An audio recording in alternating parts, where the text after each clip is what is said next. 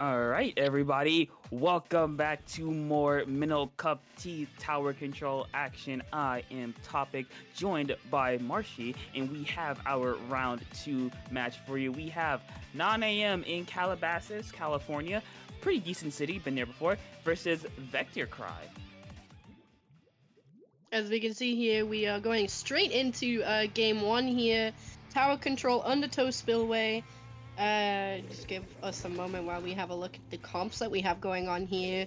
Pretty solid comp coming from both teams, actually. Quite similar weapon choices that I see going on here.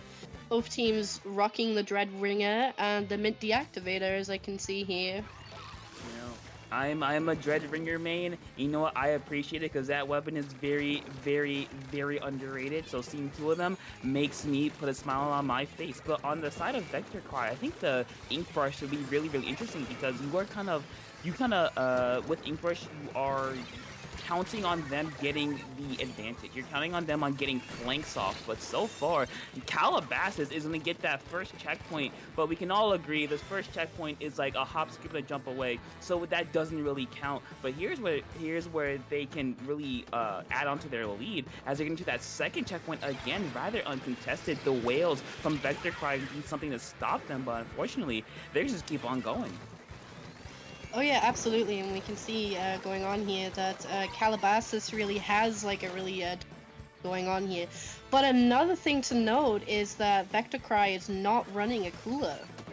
Mm, yeah, very interesting. So, by as we see another non-cooler weapon in the first in groups, which is very interesting because this means I think they feel very comfortable with getting the picks, especially with the E-leader. If they can pick them off at a distance, that will be really big for them. However, on Calabasas' side, they do have these very upfront weapons that can kind of sustain themselves, like a decap, like the 52. They can just sit there and do whatever they want, as Curl is gonna get a nice double kill and get or keep Calabasas' hopes or pushes going, as Calabasas easily able to get back on the checkpoint or on the tower.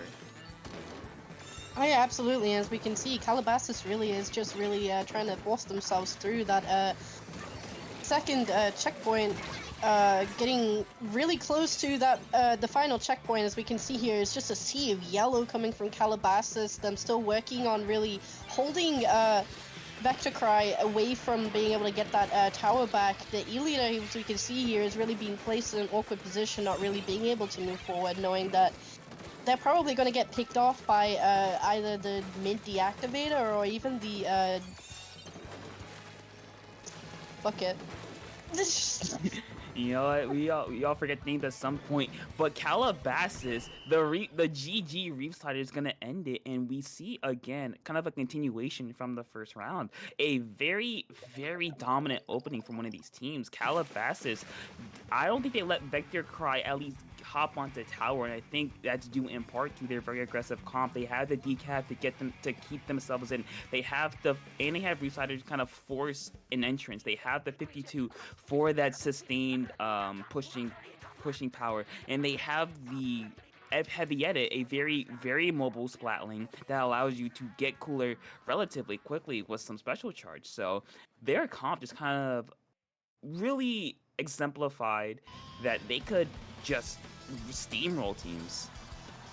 Oh yeah, absolutely. And in my opinion, Calabasas really had like a really fast-paced comp. The Splatling really being able to enable them and keep them going, really being able to take care of everything that they need to do with that high kill time that they like kill. Yeah, I think it's high kill time. Uh, but back to the game at hand. We see the same comp coming from Calabasas and the same comp coming from VectorCry. VectorQry. Yeah, sorry. Yeah. Yeah, but we are going to see a different map. We are going to go to MakoMart, a map that kind of favors more of Calabasas comp with these bunch of fight-heavy areas, especially when you get down into the freezer area. Nice kill there on the opposing Dreadringer. As another one's going to go down for VectorCry. It's just a continuation of game number one. Calabasas with a really strong opening. Unfortunately for them, VectorCry with a super quick response. Unfortunately, Calabasas, they're going to get onto tower over. And just like game number 1, very little contest as they able to break right through it. Oh yeah, absolutely. As we can see here, Calabasas is really not given VectorQry the time of day really to let themselves back into mid really. Still pushing tower past first checkpoint. Well, actually no, it's not even first checkpoint. It's pushing it to first checkpoint. As we can see, they're doing it very confidently. That Dreadringer really just getting in there and taking lives of the enemy team right here. Keeping themselves in there and really just painting everywhere. I forget how much paint the Dreadringer actually can give to a team, especially if they are unstoppable, I guess you could say. Game 2 going to Calabasas right there. A very quick one, actually. I'm pretty sure it only lasted just over a minute.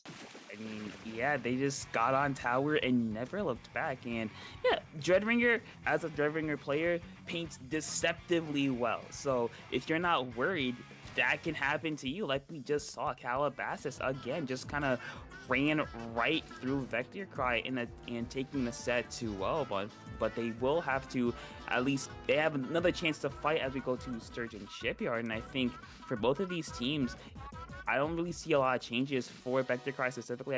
I do think the E-Leader can be very, very strong if they manage to keep hold of Spinner and make sure that Calabasas can't get there. But as long as they do that, they might have an opportunity. But the real question comes down to, can you stop the aggression from Calabasas? Can you outlast them? Can you beat them in a war of attrition? Because like we saw, they move very, very quickly. So if VectorQry is able to stall out for just a little bit, that takes a lot of resources away from Calabasas. Oh yeah, absolutely, and especially on a map like Sturgeon Shipyard for tower control, pushing first checkpoint is like the most important, because after that, like, it's really easy just to get up towards that final checkpoint. I think the hardest, yeah, it is the hardest part, really, because of how secluded the area is. You're taking the checkpoint in a corner and backed up against two walls, I guess you could say. So if VectorQry is able to stop Calabasas from really getting that first checkpoint, they might have a little bit more of a chance to try take game 3 away from them. Yeah, and speaking of that little corner, because once you break through that first checkpoint, you do have to drop into court to get to the second checkpoint, which again is very, very bad for attackers, because you have to watch snipe, you have to watch the little elbow right next to you, the little grates, you have to watch right in front of you for direct drops. So once that second checkpoint, in my opinion, is the real choke point, because it is usually a bloodbath trying to get through there. But once that falls, you're about 15 ticks or less away from the final checkpoint. So for both teams, especially for VectorQry, I think the goal should be to not let that second checkpoint fall. Yes, they can break through the first checkpoint and you can still come back from that, but once that second checkpoint falls, defending becomes a whole lot harder. Oh yeah, I completely agree with you there on mentioning the choke point going towards that second checkpoint. Coming from experience, it really, really is just a bloodbath. It's really the survival. I would class it as survival of the fittest. If you are able to outplay the attackers, then it's really good, because then it gives you time to really get yourselves back into mid, especially if you are up a good amount of players. Given how long it does actually take to get back to mid from spawn, especially when the tower is going back. If they are able to really shut down the push to the second checkpoint, I would say it would be a lot easier for them to really collect their surroundings and get the players into the positionings that they need, especially enabling the E-Leader to get that snipe and spinner control to really stop them from getting that really easy entry point. From what I can tell, there hasn't been any comp changes from both sides, going with the same things. Coolerless coming from purple. VectorQry. Yeah, VectorQry. I'm so sorry to anyone who's watching the stream. I'm sorry. I'm really bad at forgetting team names. You're good.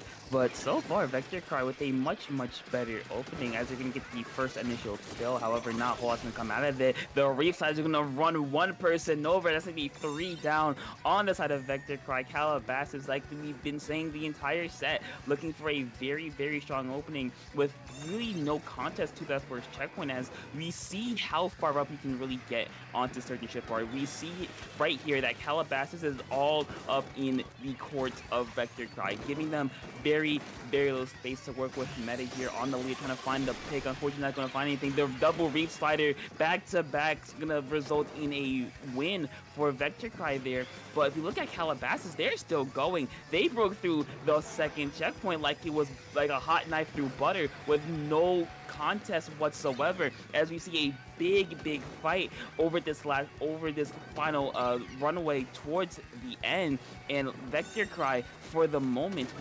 will fend off the members of Calabasas. Oh yeah, absolutely. I would say the positionings that they have going on right now, um, Calabasas is really holding them back, not really allowing them to push in. Really, the Dreadringer player going down to a bomb, but they're still on their pursuit right now. You know, not really letting them take them off of tower, and as we can see, they are really quickly inching towards the end of the game once again.